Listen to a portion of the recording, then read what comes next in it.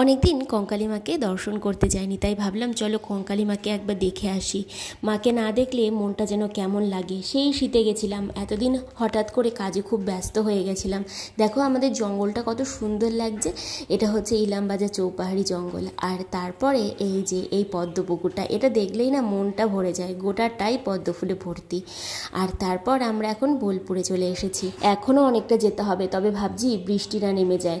আর ওই যে মমতা ব্যানার্জির যে হোর্ডিংগুলো দেখতে পাচ্ছিলে, ওনারা এসেছিলেন আমাদের নীলডাঙায় সভা করতে এবং এই বোলপুরে গোটাটা ঘুরে দেখতে। তো ইলামবাজারে এসেছিলেন আমাদের মাননীয় মুখ্যমন্ত্রী, ওনাকে অনেক কাছ থেকে দেখলাম, ভাল লাগলো।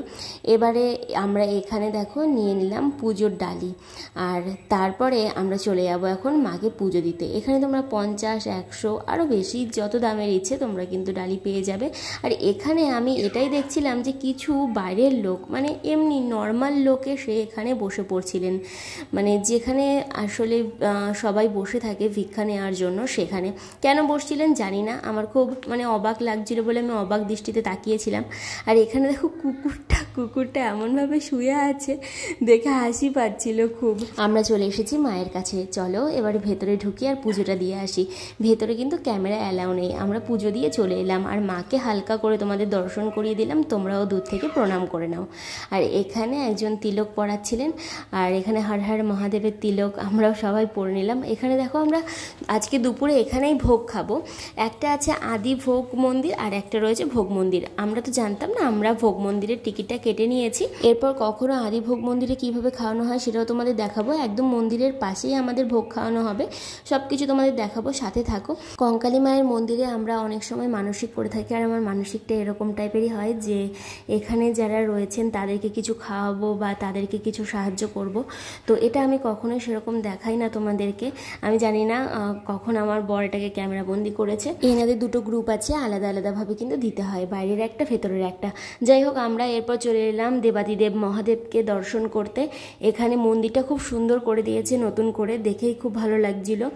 আর তারপরে আমরা চলে এসেছি, ভোগ খাওয়ার টাইম হয়ে গেছে। অন্যান্যবার খেতে পারি না, ভোগ প্রসাদ পাই না, তার কারণ হচ্ছে আমরা অনেক তাড়াতাড়ি আসি আর ভোগটা ঠিক তোমরা পাবে হচ্ছে 12:30টার দিকে। এই যে এখানটায় বসে খাওয়ানো হবে। তোমরা চাইলে কিন্তু এখানে কিছু দান করতে চাইলে তোমাদেরকে দেখিয়ে দিলাম, ওই ফোন নাম্বারে যোগাযোগ করে বা এখানে এসে তোমরা দান করতে পারো। এবারে এখানে অলরেডি সবাই প্রসাদ পাওয়ার জন্য বসে পড়েছে, আমরাও এসে বসে পড়লাম। প্রথমেই আমাদেরকে মায়ের ভোগ দেওয়া হলো পুষ্পান্ন, তো প্রসাদ নিয়ে নিলাম। আর তারপর এবারে যেটা এখানে রান্না হয়েছিল সেই ভোগটা দেওয়া হচ্ছে। এই প্রথমেই চলে এলো অন্ন।